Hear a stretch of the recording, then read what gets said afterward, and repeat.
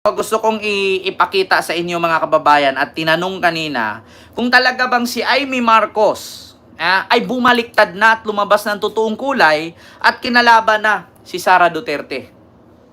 Diba?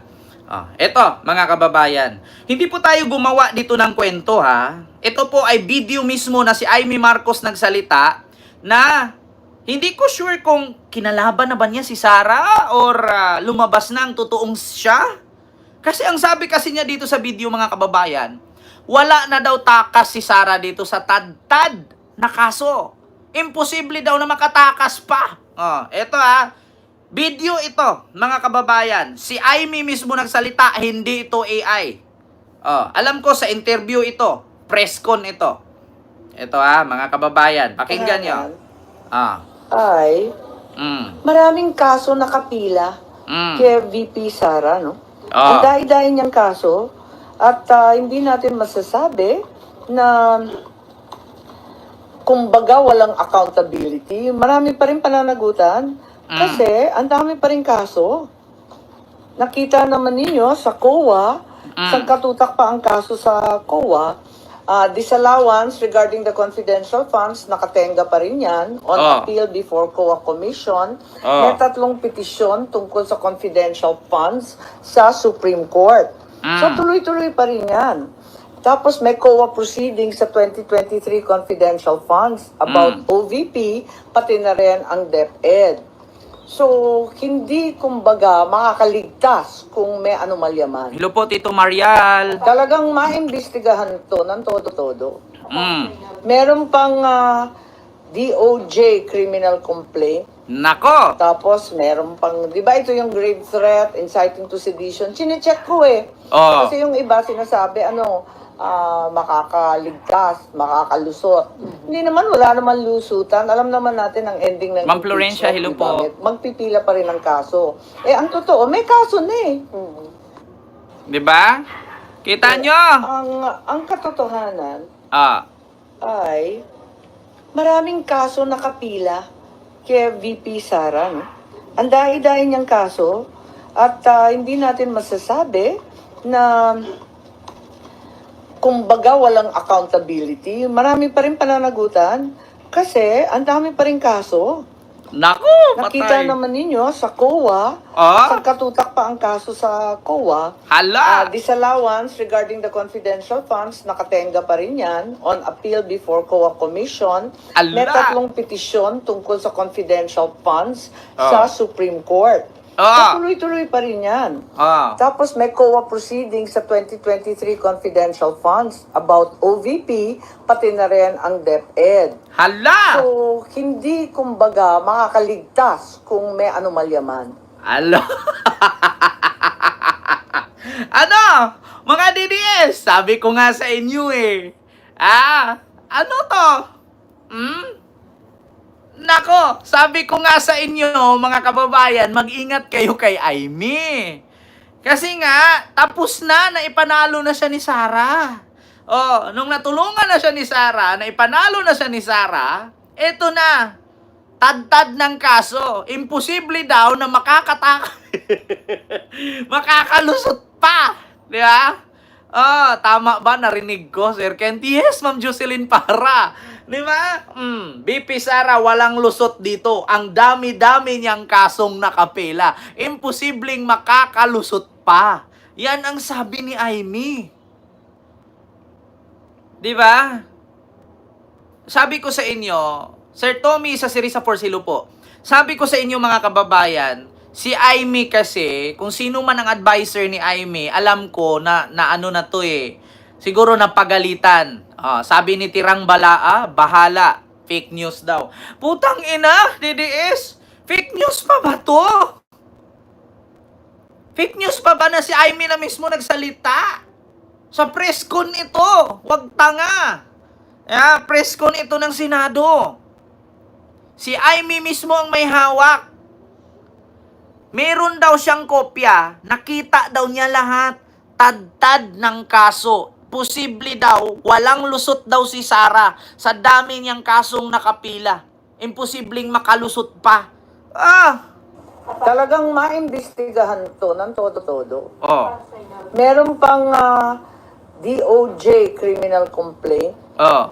Tapos meron pang, di ba ito yung grave threat, inciting to sedition? Chine-check ko eh. Mm. Kasi yung iba sinasabi, makakaligtas, makakalusot. Oh. Hindi naman, wala naman lusutan. Alam naman natin ang ending ng impeachment, di ba? Sabi daw ng iba, makakaligtas, makakalusot. Wala namang lusutan. Alam natin ang katapusan ng impeachment, yung ending ng impeachment. Diba? Alam naman daw ni Aimee na walang lusutan, putang ina. Yung kaso nga ng pamilya nila, mamamatay na lang si First Lady Imelda, hindi pa rin tapos eh. Niya? Sabi ko sa inyo mga kababayan, si Aimee na mismo nagsabi. Liwanag na liwanag. Makintab pa sa noo ni Bato. Tanong ko lang mga kababayan, nasaan kaya si Bato ngayon? Asan kaya si Bato? Ba't hindi ko na naririnig? Nagtatago na yata. Sabi ko sa inyo mga kababayan, nagising na to si Aimee. Kasi laging sinabi ni Aimee, ni Sara, na hanggat si Aimee hawak niya sa liig, hostage niya. Ginagawa niyang tanga si Aimee. Ito. Magpipila pa rin ang kaso. Oh. Ang totoo, may kaso na eh. Oh.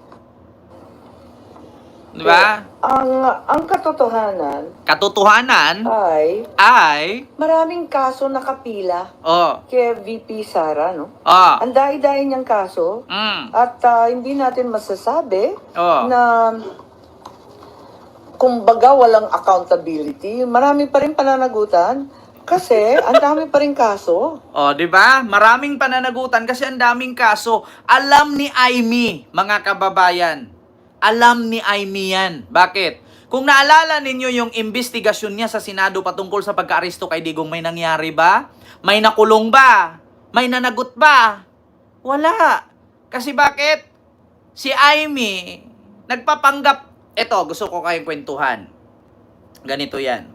Si Aimee, nung nakaraang election, midterm election, pinanindigan niya yung katangahan niya. Bakit? Kahit anong sabihin ninyo kay Aimee, wala siyang pakialam. Basta ang sa kanya, boto ng kabila at boto ng pulahan at boto ng DDS, makuha niya. Sabi natin, galit tayo. Mga loyalista, galit kay Aimee. Pero hindi lahat ng loyalista hindi bumoto sa kanya. Meron pa rin. Sabi natin, mga DDS, hindi boboto sa kanya, pero may mga DDS din na naniniwala sa kanya, kaya siya nanalo. Kasi kung hindi niya sinakyan ang kabubuhan ng DDS, kung sa loyalista lang siya aasa, talo po talaga siya. Kasi ganito, sa 100% na loyalista, 50% na lang natitira kay Aimee dyan. Paano niya ipapanalo ng 100% kung 50 na lang? Mas pinili niyang maging tanga, dumikit kay Sara. Yung 100% na DDS, yung 50 doon, boboto sa kanya, yung 50 hindi. So may 50 siya sa loyalista, may 50 siya sa DDS, pag ipagsama, 100% panalo siya. Di ba? Kung nanatili siya sa loyalista lang, 50% bagsak talaga siya. Hindi siya mananalo. Matalino si Aimee. Nagpakatanga lang siya kasi alam nyo naman, the politics. You know, in politics, just like gambling. Gambling style ang politics. Sugal yan. May manalo, may matalo, isa lang ang idideklara. Di ba? Kasi kung dito tayo sa loyalista mag-base, maraming galit ng loyalista. Kalahati sa loyalista galit kay Aimee. Yung kalahati, suporta pa rin sa kanya kasi Marcos siya eh. Paano niya ipanalo kung kalahati na lang? Ang ginawa niya, dumikit sa DDS kasi sa 100% DDS, yung 50 galit, yung 50 hindi, so buo pa rin, 100%. Di pasok. Panalo pa rin. Ngayon, nung nakuha na niya lahat, sa tingin ninyo, saan si Aimee ngayon? Huwag niyong sabihin na magdi-DS pa rin siya. Huwag niyong sabihin na nagloyalista siya. Si Aimee ngayon, tinitimbang pa niya yan. Tinitimbang. Bakit? Ipanood ko sa inyo. Anak ni Aimee Marcos, si Manutok, nagulat din sa inasta ni Sara sa nanay niya. Di ba? Kaya sabi ko sa inyo mga kababayan, ngayon narinig ninyo nga, hindi tayo gumawa ng kwento. Si Amy mismo nagsabi, walang lusot si Sara, maraming kasong nakabinbin. Means to say, alam naman daw po natin, ang ending dyan sa impeachment, makukulong. Walang lusot, walang takas, managot ang dapat managot. Yeah? Hindi ko na kailangan i-explain mga kababayan kasi narinig nyo na po, napaliwanag ko na po. Si Amy po mismong nagsabi, walang lulusot, walang makakatakas sa dami ng kaso ni Sara. Yeah? So yun po, mga kababayan. Sunod, dito tayo kay Marcoleta. Ano nga ba itong kay Marcoleta, mga kababayan? So dito,